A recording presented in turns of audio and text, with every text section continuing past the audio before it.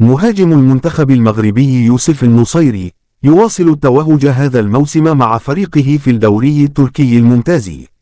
يواصل المهاجم المغربي يوسف النصيري انتفاضته الهجومية رفقة فريقه فنربخشة بعد أن قاده مساء اليوم للفوز على فريق ريزا سبور 3-2 ضمن الجولة 22 من الدوري التركي الممتاز.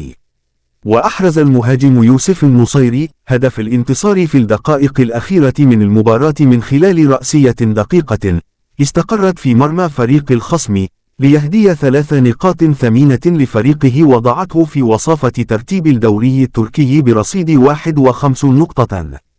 وتمكن المهاجم يوسف النصيري من رفع عداده التهديفي إلى الهدف رقم 13 في الدوري التركي هذا الموسم، يحتل حاليا وصافة هداف مسابقة الدوري بفارق 5 أهداف عن المتصدر المهاجم كريتسوف بياتيك. يذكر أنه يملك 3 تمريرات حاسمة. ومن جهة أخرى يملك يوسف النصيري في رصيده 4 أهداف في النسخة الحالية من مسابقة الدوري الأوروبي مع تقديمه تمريرة حاسمة واحدة بعد مشاركته في 8 مباريات رفقة فريقه فنربخشة.